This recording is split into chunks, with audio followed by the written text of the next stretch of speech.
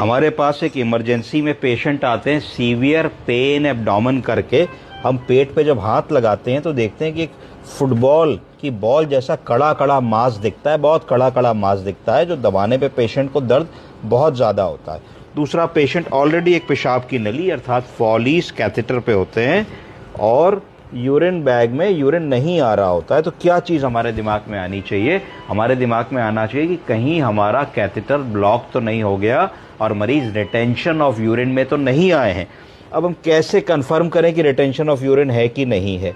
क्योंकि euro bag तो लगा हुआ है, कैथेटर भी है और इररेलेवेंट हिस्ट्री मिल रही है। कह रहे हैं हाँ साहब यूरिन आता तो है, थोड़ा कम ज़्यादा होता रहता है, आया था। तो हम लोगों ने तुरंत एक अल्ट्रासाउंड का प्रोब लेना है और अल्ट्रासाउंड के प्रोब से हम लोगों को ब्लैडर के ऊपर रख करके चेक करना है। तो ब्लैडर के ऊपर जैसे ही हम लोगों ने रखा तो हमने देखा कि फुल हम लोगों को ब्लैडर फुल इसमें दिख रहा है। ये कम से कम 700 ml यूरिन इसके पेशेंट के ब्लैडर में भरा हुआ है। तो this is retention of urine, retention of urine.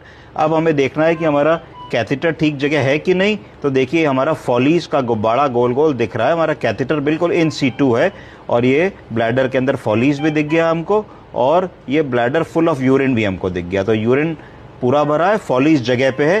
तो इससे डायग्नोसिस हमारी क्लियर हो गई कि हम रिटेंशन ऑफ यूरिन में है because the Foley's catheter has been blocked. तो हमने जो है अब क्या करना है, अब हमको खटाक से एक नया फॉलीज कैथेटर डालना है और इस कैथेटर को हमको चेंज कर देना है। किडनी ट्रे दे दीजिए।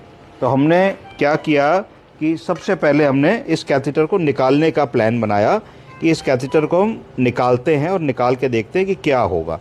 तो हमने कैथेटर निकालने की योजना बनाई। इसमें हम लोगों ने जो डिस्टिल वाटर भरा था वो डिस्टिल वाटर हम लोगों ने हटाया तो 10 ml डिस्टिल वाटर निकला। फिर हम लोगों ने अगला फिर डिस्टिल वाटर ये निकला तो ये हमारा डिस्टिल वाटर निकल आया।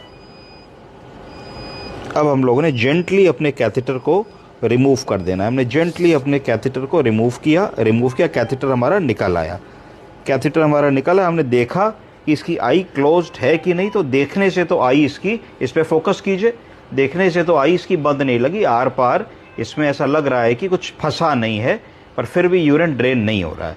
अब हमारे पास फिर अगला टास्क आएगा कि हम यूरिन को कैसे ड्रेन करावें, क्या करें कि मरीज़ का यूरिन ड्रेन होने लगे। तो फिर हम लोगों ने एक बार अल्ट्रासाउंड का प्रोब लिया, नए ग्लव्स लाइए, अल्ट्रासाउंड का प्रोब लिया और